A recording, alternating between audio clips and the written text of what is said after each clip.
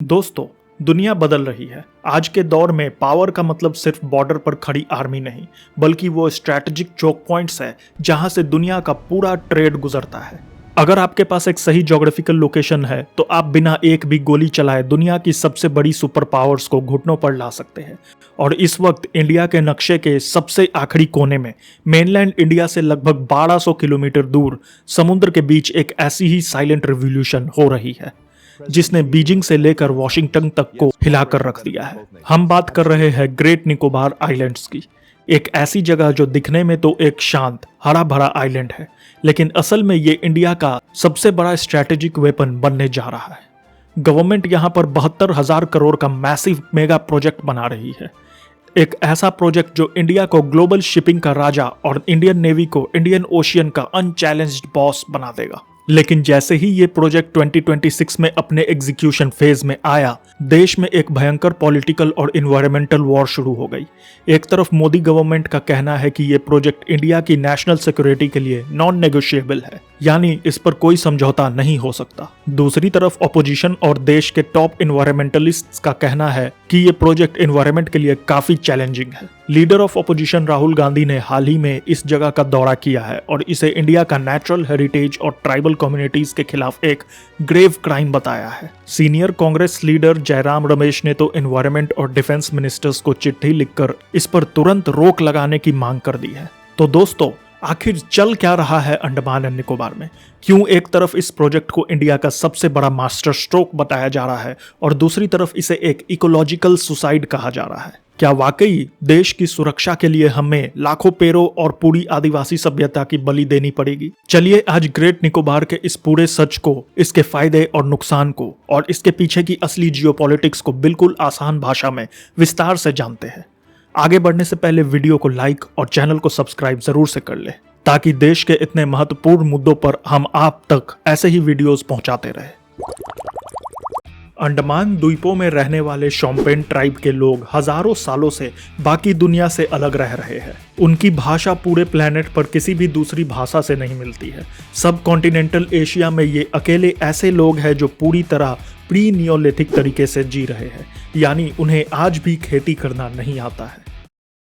सबसे पहले हमारे लिए यह समझना जरूरी है कि ग्रेट निकोबार आइलैंड आखिर है कहाँ और इसकी ज्योग्राफी इतनी खास क्यों है। अगर आप इंडिया का मेन मैप देखेंगे तो आपको लगेगा कि इंडिया का साउथ मोस्ट पॉइंट कन्याकुमारी है, लेकिन इंडिया का सबसे सदर्न पॉइंट है इंदिरा पॉइंट, जो इसी ग्रेट निकोबार आइलैंड पर स्थित है। यह जगह इंडोनेशिया के सुमात्रा आइलैंड से सिर्फ 150 किलोमीटर दूर है। अब जरा इसकी लोकेशन को ग्लोबल ट्रेड के नक्शे पर देखिए। ग्रेट निकोबार के ठीक पास से गुजरता है दुनिया का सबसे busiest maritime route, the strait of Malacca. ये जो छोटा सा समुद्री रास्ता आप देख रहे हैं, ये पूरे ईस्ट एशिया की लाइफलाइन है। दुनिया का 35% मार्टाइम ट्रेड और चाइना का लगभग 80% क्रूड ऑयल इंपोर्ट इसी छोटे से रास्ते से होकर गुजरता है। अगर यह रास्ता ब्लॉक हो जाए तो चाइना की इकोनॉमी को भारी नुकसान होगा और हमारा ये ग्रेट निकोबार आइलैंड इस रास्ते के मुहाने पर एक नेचुरल फोर्ट्रेस की तरह खड़ा है। इसी स्ट्रैटेजिक एडवांटेज को टैप करने के लिए नीति आयोग और Andaman and Nicobar islands integrated development corporation ने मिलकर एक मास्टर प्लान तैयार किया है, जिसे great Nicobar integrated development project कहा जा रहा है। इस 72,000 करोड़ के मेगा प्रोजेक्ट का 4 सबसे बड़ा पिलर्स है। पहला है इंटरनेशनल ट्रांसशिपमेंट पोर्ट। गलाथिया बे में एक विशाल डीप वाटर पोर्ट बनाया जा रहा है। इसकी डेप्थ 20 मीटर से ज्यादा है, जिसका मतलब है कि दुनिया के सबसे बड़े कार्गो शिप्स यहां आराम से डॉक कर सकते हैं। दूसरा है ग्रीनफील्ड इंटरनेशनल एयरपोर्ट, एक ऐसा एयरपोर्ट जो न सिर्फ साल में लाखों पैसेंजर्स को हैंडल करेगा, बल्कि इसका डुअल यूज होगा, यानी सिविलियन फ्लाइट्स के साथ यहां से इंडियन एयरफोर्स के फाइटर जेट्स और हेवी मिलिट्री ट्रांसपोर्ट एयरक्राफ्ट्स भी उड़ सकेंगे। तीसरा है strategic township and SEZ। Port के आसपास 166 स्क्वायर किलोमीटर में एक पूरा मॉडर्न शहर बसाया जाएगा, जिसमें ग्लोबल बिजनेस के लिए स्पेशल इकोनॉमिक जोन होगा। चौथा है गैस और सोलर पावर प्लांट। इस पूरे इंफ्रास्ट्रक्चर को 24/7 इलेक्ट्रिसिटी देने के लिए एक 450 मेगावाट का हाइब्रिड पावर प्लांट सेटअप किया जा रहा है। प्लान सुनने में तो बिल्कुल परफेक्ट लगता है। ऐसा लगता है कि इंडिया ने सिंगापुर और कोलंबो को टक्कर देने का पूरा इंतजाम कर लिया है। लेकिन अगर प्लान इतना ही अच्छा है तो देश के बड़े नेता और साइंटिस्ट इसके खिलाफ क्यों खड़े हैं? इसको समझने के लिए हमें इसके दूसरे पहलू को देखना होगा। गलाथिया बे में आने वाले लेदरबैक टर्टल्स कोई आम कछुए नहीं है। ये लगभग 110 मिलियन सालों से इस धरती पर रह रहे हैं।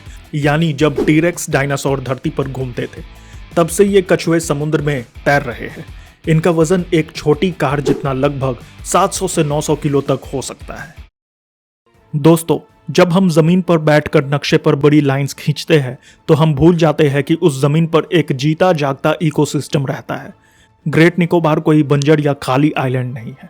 ये एक यूनेस्को बायोस्फीयर रिजर्व है जहां दुनिया के सबसे प्रिस्टीन ट्रॉपिकल रेन फॉरेस्ट्स मौजूद है।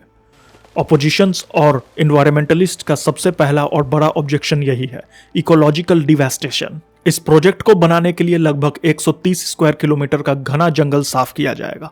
गवर्नमेंट की अपनी रिपोर्ट्स के मुताबिक इसके लिए लगभग 7.1 लाख से लेकर 9.6 लाख तक पेड़ काटे जाएंगे। ये कोई आम पेड़ नहीं है। ये सदियों पुराने इक्वेटोरियल रेन फॉरेस्ट है जो कार्बन को अब्सॉर्ब करने में हमारी मदद करते हैं।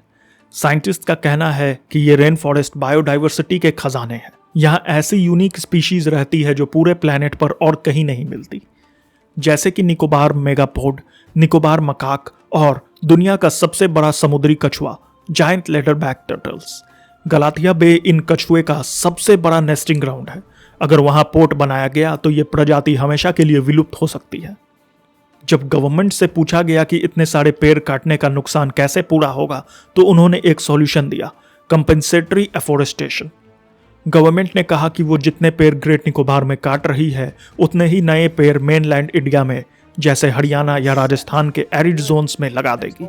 लेकिन एनवायरमेंटलिस्ट्स ने इस क्लेम को पूरी तरह से ग्रीन वॉशिंग कहा है और इसे एक मजाक बताया है। उनका कहना है कि आप एक ट्रॉपिकल रेन फॉरेस्ट के हजारों साल पुराने कम्प्लेक्स इकोसिस्टम को साफ करके हरियाणा या किसी सूखे मैदान में कुछ नए पौधे लगाकर उसकी भरपाई नहीं कर सकते। रेन फॉरेस्ट का मतलब सिर्फ पेड़ नहीं होते। वहाँ की मिट्टी, वहाँ का मॉइस्चर, वहाँ के इंसेक्ट्स और फंगाई का एक आपस का नेटवर्क होता है जो एक बार खत्म हुआ तो दोबारा कभी नहीं बनाया जा सकता। लेकिन लड़ाई सिर्फ पेड़ों और जानवरों की नहीं है। इस आइलैंड पर एक ऐसी इंसानी आबादी रहती है जो मॉडर्न दुनिया से बिल्कुल कटी हुई है और इस प्रोजेक्ट के वजह से उनके पूरे वजूद पर खतरा मंडरा रहा है। चलिए इनके बारे में आगे अच्छे से जानते हैं। जब 2004 में भयंकर सुनामी आई थी तो यहाँ के आदिवासियों को कोई नुकसान नहीं हुआ था। उन्होंने समुद्र के बदलते रवैये और परिंदों की अजीब आवाजों को पहले ही समझ लिया था और वो सुनामी आने से पहले ही आइलैंड के सबसे ऊंचे पहाड़ों पर चले गए थे। ग्रेट निकोबार आइलैंड दो बहुत ही रेयर और एंशिएंट इंडिजीनियस ट्राइब्स का घर है, द शोम्पेन और द निकोबारीज। शोम्पेन ट्राइब एक पर्टिकुलरली वल्नरेबल ट्राइबल ग्रुप है। ये लोग आज भी हंटर गैदरर्स है, यानी जीने के लिए पूरी तरह से जंगल के कंदमूल, फल और शिकार पर डिपेंड करते हैं। इनकी आबादी बहुत ही कम है। कुछ रिपोर्ट्स के मुताबिक सिर्फ 400 से 500 शोम्पेन ही इस दुनिया में बचे हैं। ये मॉडर्न ह्यूमन से कांटेक्ट नहीं रखते और इनका अपना एक अलग ट्राइबल रिजर्व एरिया है। ऑपोजिशन का आरोप है कि इस मेगा प्रोजेक्ट के लिए शोम्पेन ट्राइब के एंसेस्ट्रल लैंड को उनकी मर्जी के बिना डाइवर्ट किया जा रहा है, जो कि फॉरेस्ट राइट एक्ट्स का खुला वायलेशन है। एंथ्रोपोलॉजिस्ट्स का कहना है कि जब आप 50,000 से ज्यादा मॉडर्न लोगों को, बड़ी मशीन्स और हेवी कंस्ट्रक्शन को एक ऐसी जगह लेकर जाएंगे जहां सिर्फ 400 आइसोलेटेड लोग रहते हैं तो उनका कल्चर और उनकी लाइफ क्रैश हो जाएगी। मॉडर्न लोगों के साथ आने वाली आम बीमारियां भी इनके लिए खतरा साबित हो सकती है। वहीं दूसरी तरफ निकोबारीज ट्राइब के लोगों को, जो 2004 के सुनामी के बाद डिस्प्लेस हो गए थे, उनकी पुरानी जमीन पर वापस बसने का हक नहीं दिया जा रहा है क्योंकि वो जमीन अब प्रोजेक्ट के लिए ईयर मार्क हो चुकी है।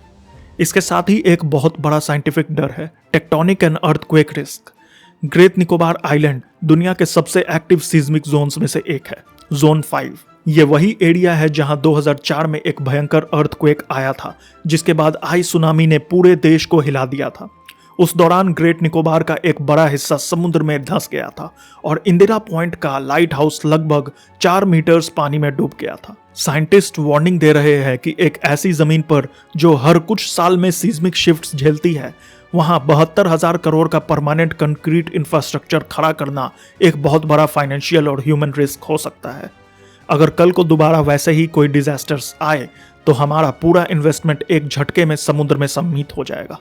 अगर इस प्रोजेक्ट का इतना सारे नुकसान है, पेड़ों का काटना, आदिवासियों का खतरा और भूकंप का डर, तो फिर हमारी गवर्नमेंट इस पर इतना ज्यादा क्यों प्रेशर दे रही है? आखिर ऐसा क्या है जो इस प्रोजेक्ट को देश के लिए जरूरी बनाता है? इसका जवाब छुपा है जियोपॉलिटिक्स और चाइना के सबसे बड़े डर में। ग्रेट निकोबार का टोटल एरिया लगभग 900 स्क्वायर किलोमीटर है, जो कि सिंगापुर के 734 स्क्वायर किलोमीटर से भी बड़ा है। अगर ये प्रोजेक्ट सक्सेसफुल रहा तो जियोपॉलिटिक्स में इसको इंडिया का सिंगापुर कहा जाएगा, जो आने वाले 20 से 30 सालों में ग्लोबल ट्रेड का नया हब बनेगा। दोस्तों, अब आते हैं उस असलियत पर जिसके लिए ये पूरा खेल रचा जा रहा है। इस प्रोजेक्ट के पीछे का जो सबसे बड़ा दिमाग है वो कोई कमर्शियल प्रॉफिट नहीं, बल्कि नेशनल सिक्योरिटी और जियोपॉलिटिक्स है। और इस कहानी का सबसे बड़ा विलेन है चाइना। पिछले 1-2 दशकों में चाइना ने इंडियन ओशियन में इंडिया को घेरने के लिए एक स्ट्रैटेजी बनाई है जिसे कहते हैं स्ट्रिंग ऑफ पर्ल्स। इंडिया के चारों तरफ चाइना ने अपने मैरीटाइम स्ट्रैटेजिक पॉइंट्स खड़े कर दिए हैं, लेकिन इंडिया के पास एक ऐसा ट्रम्प कार्ड है जो चाइना के इन सारे स्ट्रिंग ऑफ पर्ल्स को एक झटके में तोड़ सकता है, और वो है हमारा अंडमान एंड निकोबार कमांड। जैसे मैंने पहले भी बताया, चाइना अपनी एनर्जी जरूरत का 80% इसी स्ट्रेट ऑफ मलक्का से मंगवाता है। चाइना का सबसे बड़ा डर इंटरनेशनल रिलेशन में मलाक्का डायलेमा के नाम से जाना जाता है। बीजिंग को हमेशा यह डर रहता है कि अगर इंडिया या यूएस के साथ उनका कोई युद्ध हुआ तो इंडियन नेवी इस छोटे से रास्ते को ब्लॉक कर देगी। अगर मलक्का स्ट्रेट ब्लॉक हो गया तो चाइना के अंदर तेल की सप्लाई रुक जाएगी, उनके कारखाने बंद हो जाएंगे और उनकी इकोनॉमी धराशायी हो जाएगी। कुछ लोगों का कहना है कि इस रूट के अल्टरनेटिव चाइना के पास मौजूद है, जो कि सच में मौजूद है, और चाइना के पास स्ट्रैटेजिक रिजर्व्स भी बहुत बड़ा है जो महीनों तक उनको इजीली सप्लाई दे सकता है। पर फिर भी ये एरिया एक सेंसिटिव जोन है और इसे चाइना खुद ही अपने सबसे बड़े वीकनेस बताता है। और मलक्का डायलेमा भी चाइना का दिया हुआ ही वर्ड है। आज के टाइम तक इंडियन नेवी का जो मेन लॉजिस्टिक बेस है वो मेनलैंड इंडिया, वाइजैग या चेन्नई में है। अगर मेनलैंड से हमारी नेवी को मलक्का स्ट्रेट तक आना हो तो उसमें वक्त लगता है, लेकिन अगर ग्रेट निकोबार में हमारा एक फुल फ्लेजेड मिलिट्री कम सिविलियन एयरबेस और डीप वाटर पोर्ट तैयार हो जाता है तो इंडियन नेवी वहां 24/7 फॉरवर्ड डिप्लॉयड रहेगी। इंडिया चाइना के बदलते रिलेशन को देखते हुए हमें कुछ ना कुछ नया तो करना ही चाहिए, बट एट व्हाट कॉस्ट, ये सबसे बड़ा मैटर है। नेशनल सिक्योरिटी के अलावा इसका एक बहुत बड़ा इकोनॉमिक एंगल भी है जो इंडिया के अरबों डॉलर्स को बचा सकता है। चलिए समझते हैं कि कैसे ये पोर्ट हमारी इकोनॉमी की किस्मत बदल सकता है। पूरे Andaman and Nicobar island clusters में पिछले 40 सालों से कमर्शियल फिशिंग पूरी तरह से बैन है। इसका मतलब ये है कि यहाँ के समुद्र में मछलियाँ पकड़ी नहीं जाती, बल्कि वो अपनी पूरी उम्र जी कर मरती है। यही वजह है कि यहाँ के मरीन इकोसिस्टम इतनी रिच है और दुनिया भर के साइंटिस्ट यहाँ के बायोडाइवर्सिटी पर रिसर्च करने आते हैं।